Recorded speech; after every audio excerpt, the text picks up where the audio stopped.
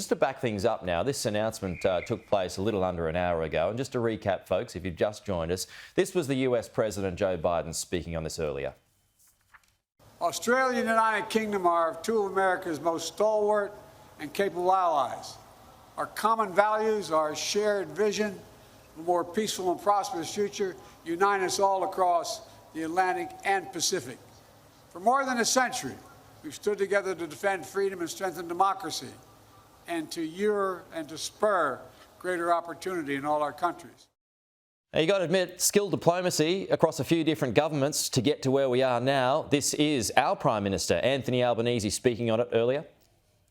The AUKUS agreement we confirm here in San Diego represents the biggest single investment in Australia's defence capability in all of our history, strengthening Australia's national security and stability in our region, building a future made in Australia with record investments in skills, jobs and infrastructure, and delivering a superior defence capability into the future.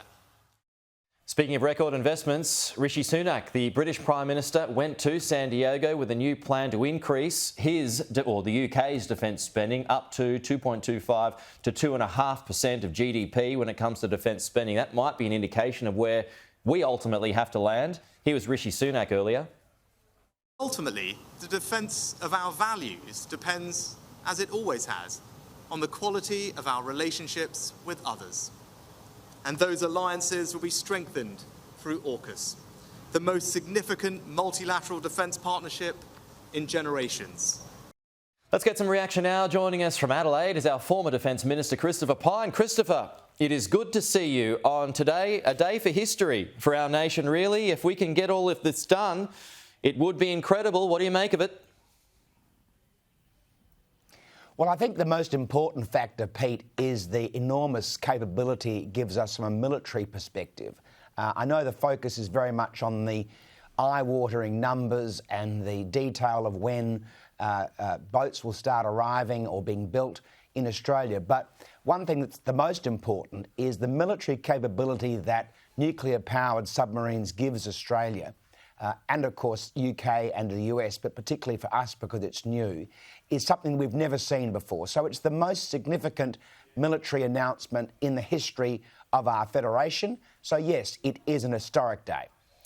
The cost, you mentioned that there. I mean, people are going to talk about it. It's a big number, $368 billion. That's at the longer end. And this is the timeline, folks, stretching out to 2055. So it's not all in one hit. But do you think we can keep it to 368, or do we start over that time start to head to $500 billion, maybe even $1 trillion we're talking as a total contract here? Well, I'm assuming the $368 billion is an outturned dollars, so in the real value in the 2050s. So, look, the figure is so high, it's almost impossible for people to understand it because it's so gigantic. But these defence projects are enormous. The military capability it gives Australia is vast. Nuclear-powered submarines can stay underwater for much longer, which means they are more undetectable. They can go faster than conventional submarines. They can go further than conventional submarines. And if you are looking to protect your country, nuclear-powered submarines is the best possible way to do so when you are an island, which is, of course, is Australia's situation. So the price is much less important to me than the military capability. And then the second, of course, consideration is the incredible industrial remaking of our strategic industrial base. The technology, the science, technology, engineering and mathematics graduates that will be needed, the nuclear scientists, it will transform advanced manufacturing capability in so many ways, and that'll impact across civil industry as well. So the 20,000 jobs that we're talking about over the next many decades will be only really in the military area. They're direct jobs. They will continue out into the rest of the economy, adding huge value to both our capability and our economy. You've been in the big seat, the captain's chair, if you like, when it comes to defence in our nation, Christopher, and you've seen delays that always take place. Do you have any doubt that we can stay to these timelines here? Look, I'm sure our people on Russell Hill will have done absolutely everything in their power under Admiral Jonathan Meade to make sure that the timelines and the budget are as accurate as possible. Of course, over history, there have been delays in defence projects, there's been blowouts in defence projects. The ones that come in below budget and on time or even earlier, they never get heard about. The ones that are delayed or over budget always get heard about. But the reality is we will do our level best to deliver this on time and on budget, and future generations of policymakers and deliverers of projects will do the same thing.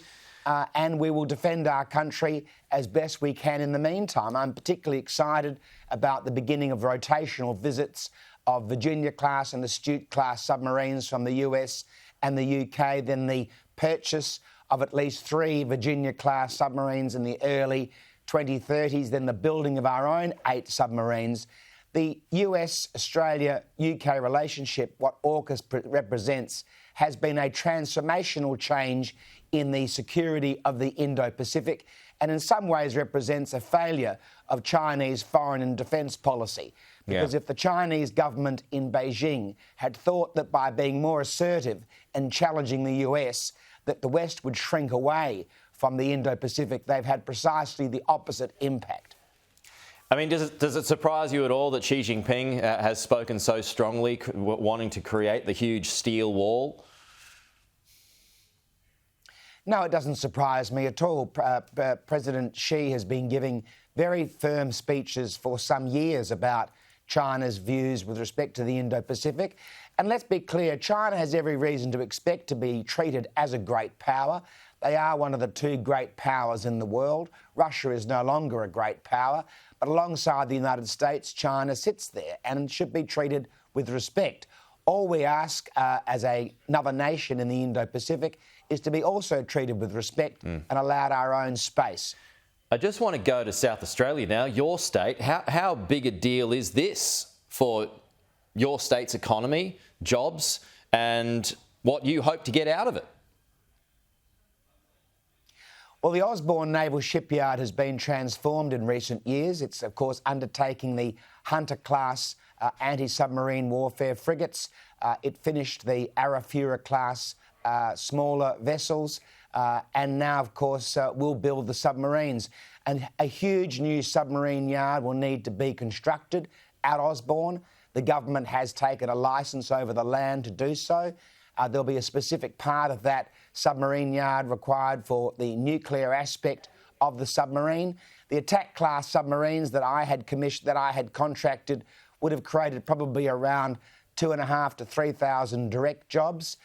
The jobs at Osborne will be even greater than that.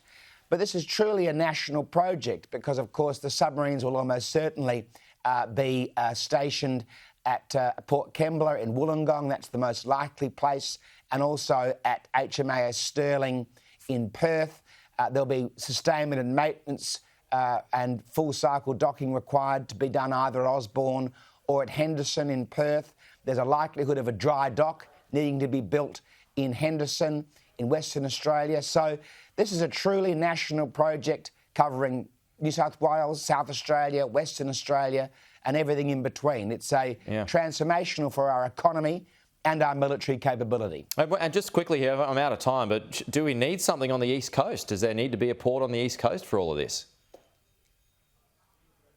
Well, there'll almost certainly be a new submarine harbour at Port Kembla in Wollongong, which has immediate access to the deep water in the ocean. I doubt very much they'll be stationed in Sydney. It seems the most likely place, and of course that will all come under this enormous cost. Yeah. OK, Christopher Pyne, good to see you, as always. Talk to you soon.